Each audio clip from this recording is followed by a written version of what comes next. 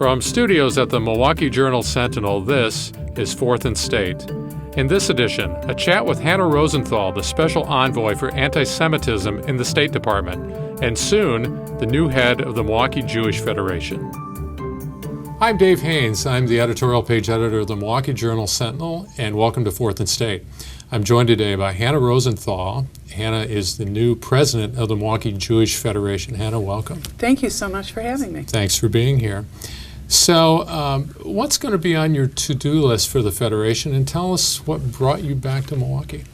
What brought me back to Milwaukee is that, Wisconsin's my home. Mm-hmm. I am very fortunate to right now be an employee of the federal government. I'm the special envoy to monitor and combat anti-Semitism, which has had me travel the whole world. Mm-hmm. And inevitably somebody says, "Where are you from?" I don't answer Washington, D.C. I say I'm from Wisconsin. You're a Badger, too. You went to UW. I'm totally a Badger. And by the way, almost every country I've been to, there is a Wisconsin connection. We're everywhere. Wow. But I wanted to come home. My only sister lives here in Milwaukee. My children are down the road. I have two married daughters, hopefully grandchildren soon, in Madison. And I want to be home. That's the first reason. But the second reason is really I want to take the lessons I've learned from Jewish communities and minority communities around the world that I've had this great honor to work with and learned so much from them. I mean, these in some cases were decimated communities and some are vibrant communities always talking about how to grow their community. Mm-hmm. And Milwaukee Jewish Federation has put a lot of time, energy, and resource into asking that question. How do we grow this community? Let's talk a little bit about your current job, the job you'll be leaving in early October, and about a previous position you held with the Clinton administration. First of all, the current position. What is it you do? What's your role? Well, I am mandated by the United States Congress to monitor and combat anti-Semitism. Anti-Semitism being the longest continuing hatred on the globe. Mm-hmm. I don't think in my 3-year tenure so far I've been able to eradicate it. My goal part has of the State Department. Yes, it's part of the U.S. State Department. It's all foreign policy. Mm-hmm. Yes, the only country I don't monitor is the United States. Mm-hmm. But the other 199 I do report on. And I report regularly to the White House and Secretary Clinton and to Congress on what trends I'm seeing, and they're very disheartening. Mm-hmm. There's a real growth of hatred in almost every corner of the globe. But my job is more than just monitoring then and reporting. It also is to combat it. And so I've tried to, given the country and given the community's situation, come up with ways that can help actually combat the anti-Semitism, or in some cases, just the growth of hate in general. But most of my energies in the State Department will be what I hope to do here in Milwaukee, is work with people who aren't Jewish. Mm-hmm. Coalition building. You've talked an awful lot. I think you've even said that the greatest export of the U.S. is this idea of coalition building. That's exactly right. I do believe that. And it isn't that other countries don't know how to do coalition building. It's just never occurred to them. Mm-hmm. It's not in that culture as it has been in the United States. And I think you've got a pretty warm welcome here in Milwaukee so sure far, have. And your hiring has been heralded by many. But there is a small contingent, at least, who has some concerns about your past political connections, maybe some of your views on Israel. How would you put the people who may have concerns that strong political beliefs don't have a place in the Federation to rest? How would you answer those criticisms? Well, I am who I am. My resume is what it is, and it's not going to change, and I'm very proud of it. There's nothing, maybe a few parenting issues I would do differently, but wouldn't we all? Yes, but I don't regret anything that I have done professionally. I think the small squeaky wheel that tends to be loud and much louder than they ought to be, I will listen to their concerns. They're not news to me. The small part of the choir that wants things to be a certain way, and anybody who comes in that's talking about changing things, like the only people that really want change are babies with wet diapers. And so, we have to, I have to take what they're, both seriously what their content of what they're saying, and recognize how marginalized it is. And you've also talked about how disagreement isn't anything new. No, it's in our DNA. To the community. That's right. No, Jews, we're raised disagreeing with each other. And we're raised challenging each other. If anybody who is watching this or follows anything about Jews know that if you study Talmud, it's all about people arguing with each other. And arguing is good. It engages differing people, it brings more people to the table, and sometimes it produces the best results. Talk a little bit about your personal background.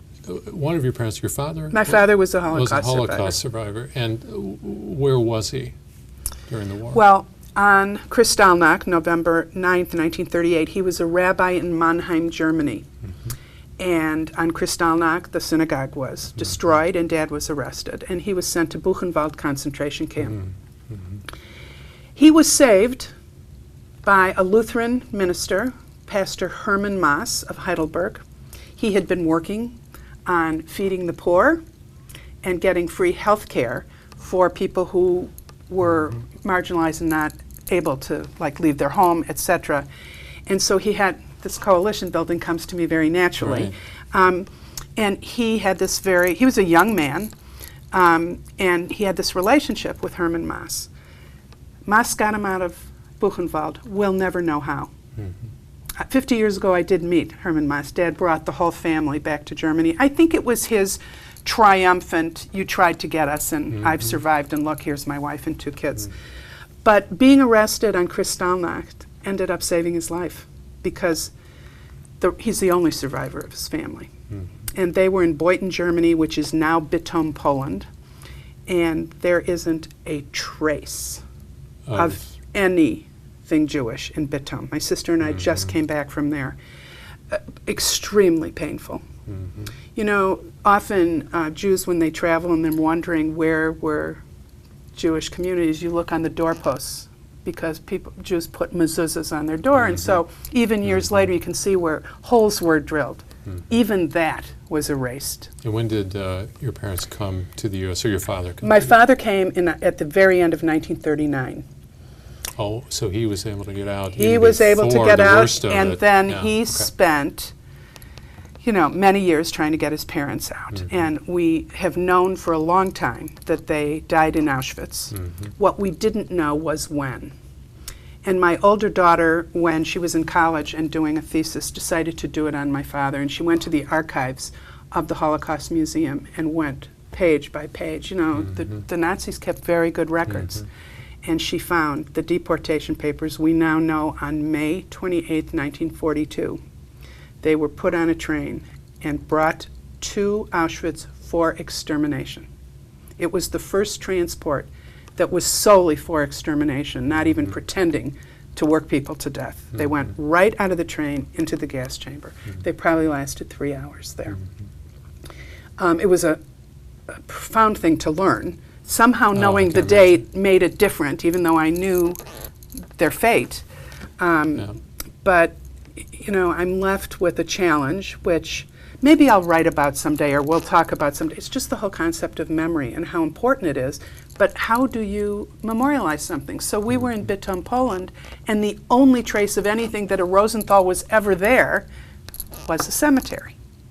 And it was in complete disarray, overgrown, tombstones down, like communities all through Europe, where entire communities were exterminated. How do you memorialize that? We talked about, do we send money to the cemetery to clean it up twice a year? We're not going to come twice a year. Right. There were 18 Rosenthals in that cemetery. And millions of people share that same experience. Well, let me close by having you talk about something else that is somewhat related. It's the 2012 Hours Against Hate program, which is aimed at asking anyone who wants to provide an hour of service to somebody. I'll let you finish the sentence. Let me just say that the 2012 Hours Against Hate campaign started because the special envoy in the State Department who deals with Muslim communities and I got together and decided she's dealing with hatred of Muslims, I'm dealing with hatred of Jews. We can't do it alone. We have to work together. The whole coalition model. And we gave speeches and young people said, give us something to do. And so we thought long and hard, what is something we can truly ask young people to do that they can do?